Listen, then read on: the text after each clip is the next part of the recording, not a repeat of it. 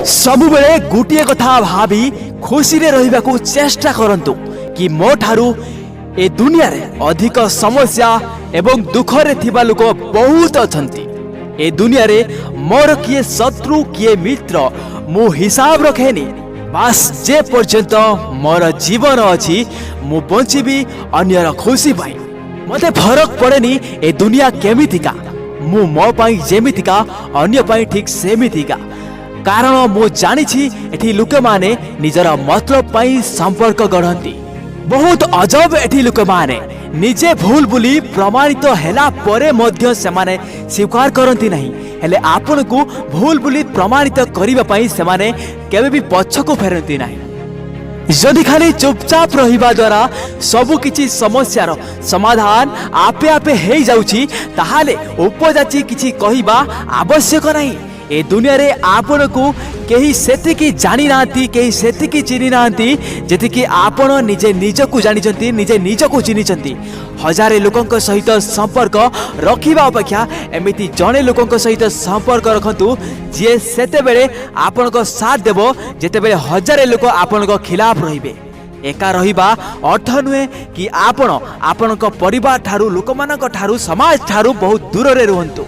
एकुटिया रहिबार अर्थ हेउची समस्तक सहित रुहंतु, किंतु समस्तक सहित रहिबा मध्य आपण निजको एकांत रखंतु। एठी समस्ते निज निज घमंड को नहीं बंचुचंती, हेले आपण बिना घमंड रे बंचंतु, बिना मतलब रे बंचंतु, बिना हिंसा रे बंचंतु। एमिति भाबंतु कि एठी मोर केही भी शत्रु नाहंती कि केही भी मित्र नुहंती।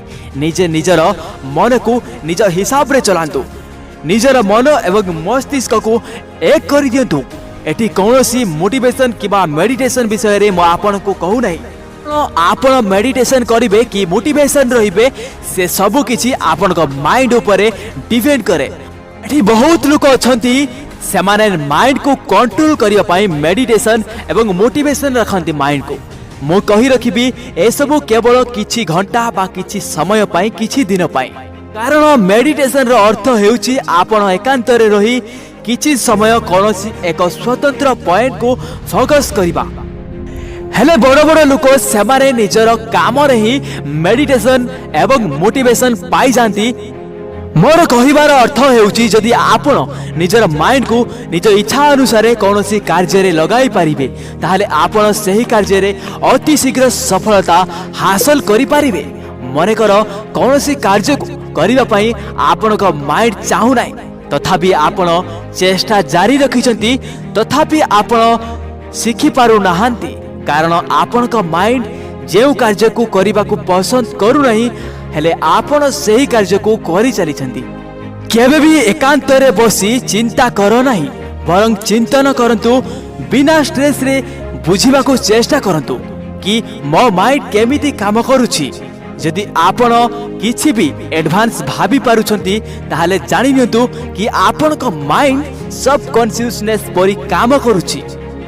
आपण जहा भी करूछंती करि चालंतु, जुआरे भी जाउछंती जानतु, हेले दुनिया जेमिति चलिछि आपण भी सेमिति दुनिया हिसाब रे चालंतुनी।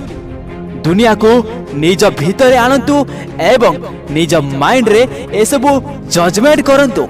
एकांत रे चिंतन करंतु कि एमिति काहेकि हेउछि, एमिति काहेकि हेउ नाही, मु कोन करिबा उचित, मु कोन करिबा उचित नुहे। एमिति निज मन रे विचार करंतु एवं माइंड को निज इच्छा अनुसार यूज करंतु। निजको सब बेले अपडेट रखिबाकू चेष्टा करंतु। केबे भी एका रहिबाकू चेष्टा करनी, बरं एकांत रे रुह। चिंता न करी चिंतन कर। वर्तमान एमिति किछि करिबाकू चेष्टा करंतु जेमिति आगामी 10 वर्ष परे आपण निजको प्राउड फील करिवे। यदि ए पर्यंत आपण आम चैनल को सब्सक्राइब करि नाहंती ताहाले एही परि जीवन रो अमूल्य कथा सुनिया पई आम चैनल को सब्सक्राइब करि नियंतु। धन्यवाद।